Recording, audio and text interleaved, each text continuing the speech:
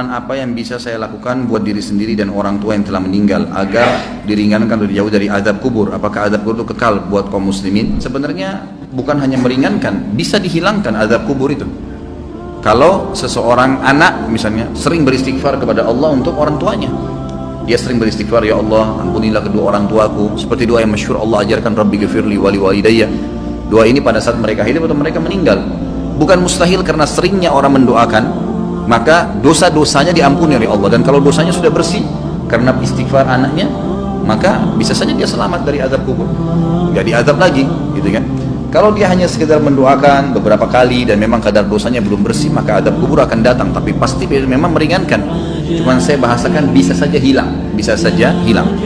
Kalau penanya ini yang maksudkan adalah apa yang saya harus kerjakan selama saya hidup, perbanyak amal soleh, semua amal soleh.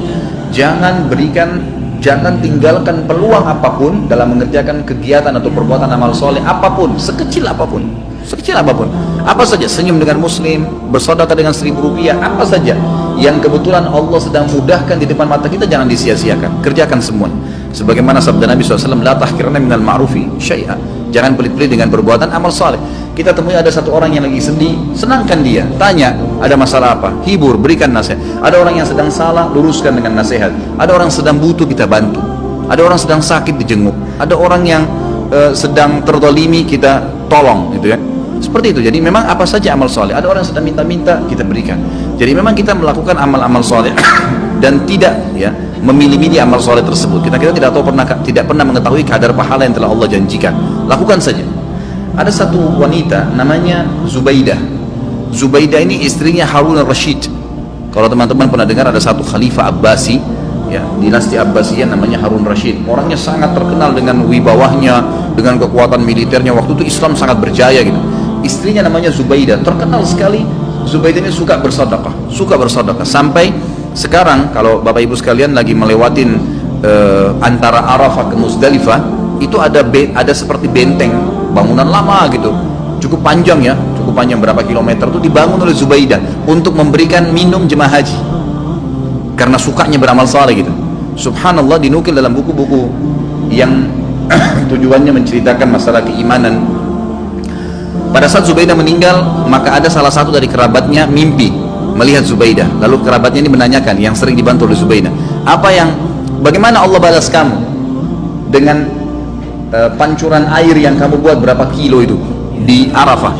Kata dia, tidak ada satupun yang saya dapatkan pahala karena saya melakukannya riya untuk manusia. Lalu bagaimana keadaanmu? Kata kerabatnya, dia bilang, Allah telah mengampuni saya dengan sholat malam, 2 rakaat sholat malam yang saya rutin jaga setiap malam. Justru karena itu Allah ampuni. Kita nggak pernah tahu amal soleh mana yang Allah ampuni dosa-dosa kita. Maka kerjakan semua amal soleh, semua, jangan dipilah-pilah. Ada teman-teman subhanallah masuk masjid, ada kesempatan sholat sunnah qabliyah, enggak, duduk sibuk dengan HP-nya. Ada kesempatan lagi macet jalanan, bisa buka HP untuk baca Quran, bukan baca SMS, baca Al-Quran. Beberapa ayat bisa dilakukan sebenarnya, gitu ya. Tapi nggak dilakukan. Ada orang yang lagi minta, dibisikin sedikit sama syaitan, sudahlah, dia sudah mampu, nanti di depan. Kita nggak sedekah, enggak. Semua peluang amal soleh lakukan, semua amal soleh lakukan. Dan ingat, untuk beramal soleh harus Bapak Ibu sekalian dipaksakan. Nggak bisa, nggak bisa. Kalau Bapak Ibu tidak paksakan sholat malam, percaya lisan saya tidak akan pernah sholat malam sampai mati. Kalau kita tidak pernah paksakan, jadwalkan, ambil tuh Quran di rak untuk dibaca, maka kita tidak akan pernah baca. Karena syaitan itu selalu memasukkan angan-angan, gitu kan? Kalau kita mau ibadah, dia nggak bisa bilang jangan ibadah, tapi diangan-anganin sama dia. Nanti sekalian baca, sekalian baca sekian juz, sekalian, supaya kita undurnya sudah cukup untuk membuat kita meninggalkan amal soleh tersebut. Jadi kita harus paksakan. Allah mengatakan dalam Al-Quran, a'udzubillahi minasyaitonirrajim, walladzina jahadu fina lanahdiyannahum subulana.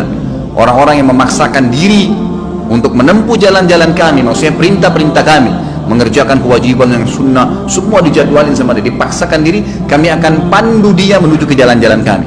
Kalau kita nggak paksain, nggak bakal bisa. Paksain, jadwalin, ya, ajak keluarga, ajak istri, ajak anak, harus lah, bisa enggak? Selama hidup saya tidak rincikan, semua kesempatan amal soleh lakukan, yang wajib dan yang sunnah, ya, yang wajib dan yang sunnah.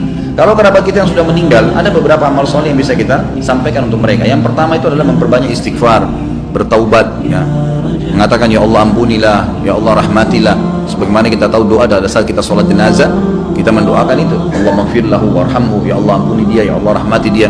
Tadi doa Rabbi ghfirli wali walidayya untuk orang tua, itu juga termasuk minta agar diampuni. Allahumma ighfir lil muslimina wal muslimat, itu untuk orang hidup dan mati kita bisa doakan istighfar.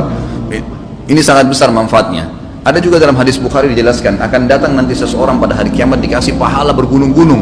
Jadi ternyata orang ini amal solehnya sudah banyak dan dia selamat dari azab kubur karena amal solehnya banyak, dosanya bisa dikatakan tidak ada tuh sedikit sekali. Di hari kiamat dikasih pahala bergunung-gunung. Lalu dia berkata kepada para malaikat, dari mana?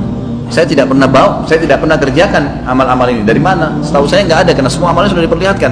Dia bilang ini istighfar anakmu untukmu. Karena pada saat istighfar, ya Allah ampunilah kedua orang tua atau kita mengatakan Rabbi ghfirli wali walidayya, ternyata dosa mereka memang sudah bersih, udah nggak ada lagi, maka tetap itu dijadikan sebagai pahala karena tidak ada pembersihan dosa, maka jadi pahala buat mereka.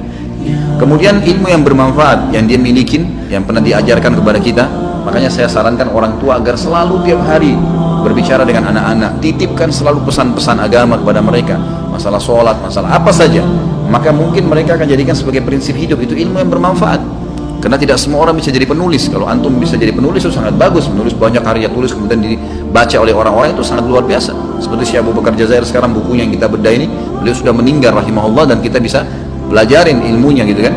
Tapi kalau tidak, maka apa saja, termasuk ulama mengatakan kalau seorang ibu mengajarkan anaknya cara masak dan dia praktekin dalam hidupnya, itu ilmu yang bermanfaat. Seorang ayah mengajar anaknya untuk ke masjid, laki-laki misalnya mengajar anak-anak untuk mewajibkan mereka untuk pakai jilbab, lalu jadi prinsip hidup mereka, itu semua ilmu yang bermanfaat. Itu semua ilmu yang bermanfaat. Kemudian sedekah jariyah yang ketiga, sedekah yang berjalan terus, ya, program-program perbaiki masjid, ya, rumah anak yatim. Dan ada di sini yang saya ingin ditiberatkan, yang banyak dilupakan oleh kaum muslimin, ya. Kita masih jarang sekali berpikir untuk membiayai para dai-dai dan ulama-ulama kita.